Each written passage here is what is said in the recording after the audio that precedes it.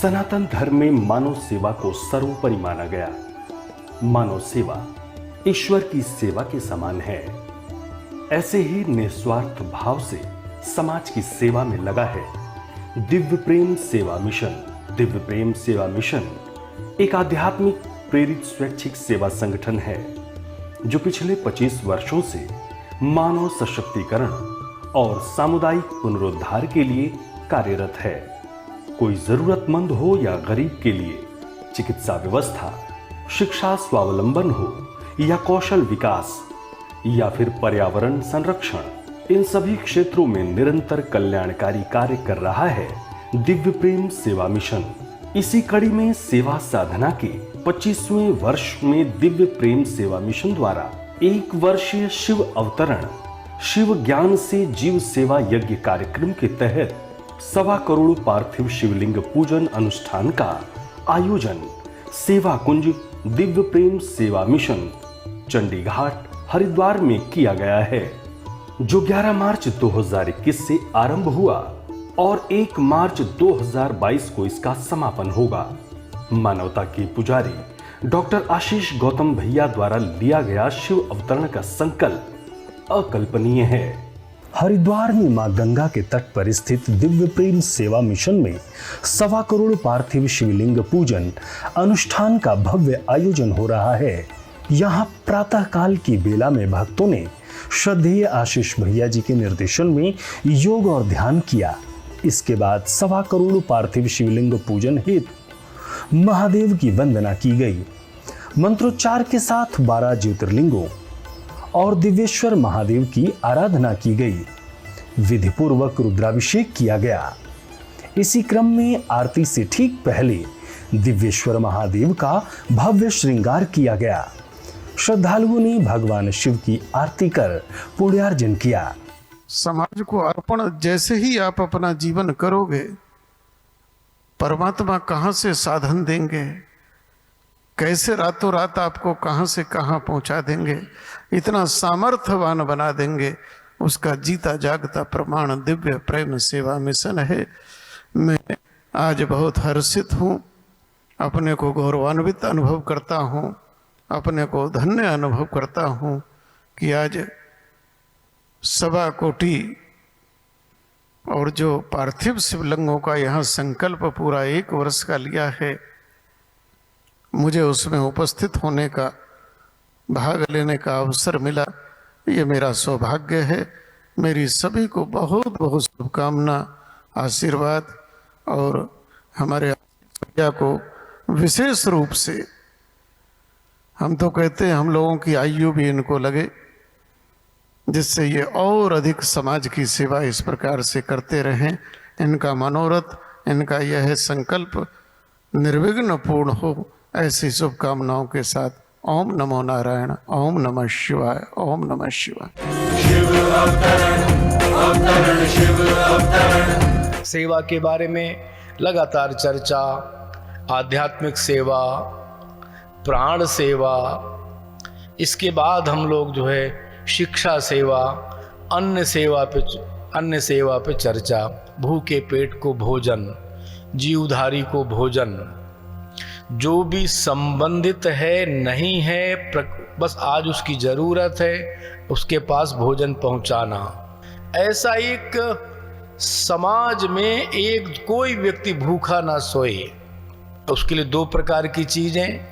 एक तो धरती कैसे हमारी उर्वरा रहे, धरती कैसे सुपोषित हो, धरती कैसे अन्न के भंडार उगले, उपजाए, फल दे, सब्जी दे, माने जितने प्रकार के हमको जरूरत है, दालें दे, गाय के लिए वनस्पतियां दे, पेड़ पौधे दे, हम चारे दे ताकि दूध मिले, घी मिले, दही मिले, या जो भी जरूरत की चीजें हैं, धरती उर्वरा रहे। इसलिए धरती के सुपोषण के लिए भी अगर प्लास्टिक का उपयोग, केमिकल का उपयोग, फर्टिलाइजर का माने उपयोग, ऐसे जहरीली दवाओं का उपयोग अति उत्पादन के लिए, आज जैसे हम लोग अति उत्पादन के लिए हम धरती बंजर कर रहे हैं। इसलिए धरती के सुपोषण के लिए पूजा के भाव से कीटनाशक का कैसे उपयोग खत्म हो, जैविक कृषि में आए और सारे शरीर की रोग प्रतिरोधक हमारी क्षमताएं क्यों घट रही हैं? क्योंकि केमिकल खा रहे हैं, जहर खा रहे हैं, वायु में जहर पी रहे हैं, पानी जहरीला है, वायु जहरीली है, मिट्टी जहरीली है। अर्थात अन्नमय कोश जिसकी चर्चा हो रही है कल से, अन्नमय कोश कैसे सुपोषित होगा जब हम लोग इसी यूनिवर्स के हिस्से हैं, इसी प्रकृति से हमारा निर्माण हुआ है, क्षिति जल पावक गगन समीर से हुआ है। अगर वायु प्रदूषित है, मिट्टी प्रदूषित है, जल प्रदूषित है, आकाश प्रदूषित है, तो कैसे सूर्य की रश्मि हम पर आएगी, कैसे अग्नि तत्व प्राप्त होगा हमको, यानी सारा का सारा अस्त व्यस्त हो जाएगा। इसलिए साधक को साधना करनी है, एक आसन में बैठना है, जप करना है, तप करना है, ध्यान करना है, अपने गुरु के शरण में रहना है। लेकिन इन चीजों का भी अभ्यास जरूरी है मानवता के लिए, प्राणी मात्र के लिए, जीवधारी के लिए, प्रकृति के लिए और पर्यावरण के लिए। अगर वृक्ष सूख गए, ऑक्सीजन मिलना बंद हो गया, केमिकल की परत चढ़ गई, अम्लीय वर्षाएं होने लगी, क्या हम बचेंगे? मानवता बचेगी, प्रकृति बचेगा, कीट बचेगा, पेड़ पौधा हमारा बचेगा क्या? जल बचेगा, नदियां बचेंगी, कुछ नहीं शेष बचेगा। इसलिए अन्नमय कोश यानी अन्न सेवा यदि करनी है तो माँ की सेवा करनी पड़ेगी। माँ हमारी कैसे जहर मुक्त हो। जितना ज्यादा प्लास्टिक का उपयोग करेंगे, धरती अन्न देना बंद कर देगी, वृक्ष काटना शुरू कर देंगे, जल आना बंद हो जाएगा, जीवधारी को खाना शुरू कर देंगे, तो दुग्ध कहां से आएगा? गोबर कहां से आएगा? उचित जैविक जो फर्टिलाइजर चाहिए, जो आपको उर्वरक चाहिए, कहां से आएगा? इसलिए इस चक्र को बहुत गहरे से, गंभीरता से हम सबको समझने की आवश्यकता है, गंभीर होने की जरूरत है। अन्न क्षेत्र चलाएं, अच्छी बात है, जरूरतमंद को भोजन दें, अच्छी बात है, भोजन की सामग्री दें, अच्छी बात है, उसके सुपोषण के लिए, बच्चों के लिए जो भी हैं उनके स्कूल में जाना, विद्यालय में जाना, कॉलेज में जाना, उनको योग्य सुपोषण के लिए उनको पोषक तत्व कैसे मिल जाए उसका शिक्षण करना, उसका प्रशिक्षण करना, उसमें समझदारी जो है समझ विकसित करना और उनको इस प्रकार की भोज्य सामग्री भी उपलब्ध कराना। कई संस्थाएं हैं देश में, अक्षय पात्र का नाम सुना होगा, करोड़ों की संख्या में विद्यालयों पर भोजन देना कर रहे हैं। ऐसे देश के मठ, मंदिर, संस्थाएं व्यक्तिगत रूप से आपके गांव में, छोड़ दीजिए थोड़ी देर के लिए शहर की बात, गांव में कोई व्यक्ति भूखा नहीं सोता, चूंकि एक दूसरे का सामंजस्य है, सह अस्तित्व है, एक दूसरे का ख्याल करते हैं, उधार अनाज दे देते हैं, आटा दाल चावल घी दे देते हैं, सीजन पर वापस ले लेते हैं। इस प्रकार का भाव मन में कि मैं हूं, मेरे परिसर में, मेरे परिकर में, मेरे परिधि में कोई भूखा नहीं सोएगा। कोई भी होगा, परिचित होगा, अपरिचित होगा, तीर्थयात्री होगा, जरूरतमंद होगा, कैसा होगा, उसके पास भोजन पहुंचाना। भोजन तभी पहुंचा पाएंगे जब धरती उर्वरा होगी, सुपोषित होगी, सुगंधित होगी, तो धरती न देगी सब चीजें ये। इसलिए माँ धरती की सेवा, अन्य सेवाएं, चौथी सेवा का वर्णन महर्षि वेदव्यास के हवाले से स्वामी विवेकानंद करते हैं। अब हमको, चूंकि भारतीय संस्कृति है, सनातन धर्मी हम सब हैं, इसलिए यज्ञ में चर्चा, स्वामी विवेकानंद कहते हैं त्याग और सेवा भारत के राष्ट्रीय आदर्श हैं। अब जब ये दोनों राष्ट्रीय आदर्श हैं तो फिर इस आदर्श पर चलने का अभ्यास हमको चाहिए। अभ्यास में कठिनाइयां होती हैं, इसी का नाम तो साधना है, इसलिए अभ्यास करना चाहिए, साधना करना चाहिए। इसलिए नियमित रूप से इन चीजों के सुपोषण के लिए, इन चीजों के आवाहन के लिए हमको पंच यज्ञ हमारे शास्त्रों में, हिंदू पद्धति में, अपने धर्म में 5 यज्ञ की बात की गई है। क्योंकि पहले दिन कहा था एक दिन की हमारे पास 3 ऋण हमारे ऊपर है, पितृ ऋण है, देव ऋण है, ऋषि ऋण है। इन ऋणों से उऋण होने के लिए लेते तो जाएंगे, उधार चुकाएंगे नहीं क्या? बैंक से लोन लिया है, किसी साहूकार से लिया है, किसी जमींदार से लिया है, अगर चुकाएंगे नहीं तो ब्याज चढ़ेगा ना।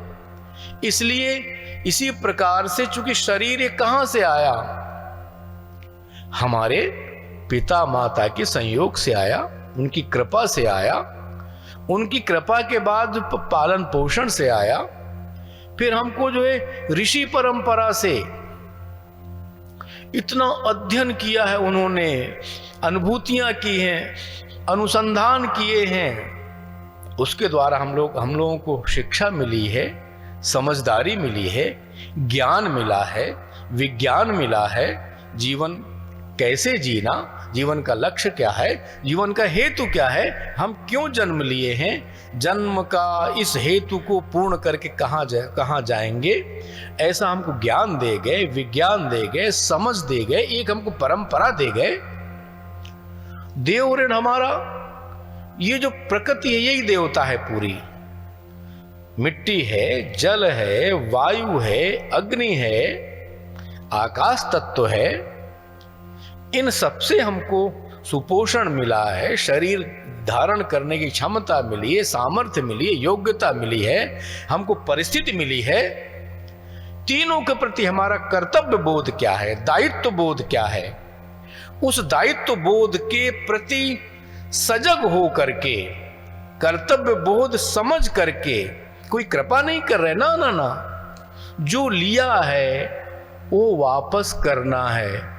और भैया ये सत्य क्या है, हमारा जब शरीर पूरा होता है, यानी आत्म तत्व तो चलो वापस ब्रह्मांड में परम पिता, अगर हमारी साधना पूर्ण है, परम पिता परमेश्वर के चरणों में विलीन होती है, लेकिन सिर्फ तो वहीं वापस करके जाना पड़ता है हमको ना। मिट्टी मिट्टी में गई, वायु वायु में गई, अग्नि अग्नि में गया, आकाश तक तो खाली हो गया, जल जल में गया, सब वापस करके यहीं हमको जाना पड़ता है। तो जिससे हमारा शरीर गठित है, व्यक्तित्व गठित है और जीवन हमारा चल रहा है और चलेगा, इसलिए उसके सुपोषण के लिए, उसके धारण के लिए, वो और ऐसे संवर्धित हो, स्वच्छ हो, पवित्र हो, उसके लिए पंच यज्ञ की व्यवस्था है। पंच यज्ञ। अब पंच यज्ञ में हमारा प्रथम यज्ञ क्या है? तो हमारा प्रथम है ब्रह्म यज्ञ। यानी जिस ज्ञान विज्ञान की चर्चा हो रही है, हमारा शास्त्र है, हमारा वेद है, हमारा पुराण है, उपनिषद है, रामचरितमानस है, गीता है, श्रीमद् भागवत पुराण है, ऋषियों के चरित्र हैं, भगवान के अवतरण के चरित्र हैं, कथाएं हैं, उसका साथ में बैठ करके व्यक्तिगत तौर पर खुद पढ़ना। जो हमारे पास है वही ना देंगे, इसलिए खुद पढ़ना, लेकिन अपने से संबंधित जो भी आपका परिधि है उसको पढ़ने के लिए प्रेरित करना, सामूहिक पाठ करना, व्यक्तिगत पठन पाठन करना, एक दूसरे को प्रेरित करना, पुस्तकें हैं, पुस्तकें भी आदान प्रदान करना, आर्थिक अगर सामर्थ्य है तो खरीद करके उसको समझा करके देना। हर घर में धर्म साहित्य, हमारा सनातन साहित्य, हिंदू धर्म की जानकारी देने वाला साहित्य, ऐसा ऋषियों की वो वाणी, अवतारों के चरित्र, ये सब हर घर में स्थापित हों, चर्चाएं हों, परिचर्चाएं हों। कोई भी अचानक ग्रंथ उठा लिया, उस पर कुछ सूत्रों की चर्चा अपने परिवार में, परिजनों के बीच, परिकरों के बीच होना चाहिए, नियमित होना चाहिए। नियमित भोजन करते हैं ना, नियमित जलपान करते हैं, नियमित सोते हैं, नियमित दसियों प्रकार की क्रियाएं रोज करते हैं। एक दिन थोड़े करते हैं, 2 दिन करते हैं, क्या रोज करते हैं, 365 दिन करते हैं, जन्म से लेकर मृत्यु तक करते हैं। इस यज्ञ को साथ में जोड़ना चाहिए, जोड़ना पड़ेगा।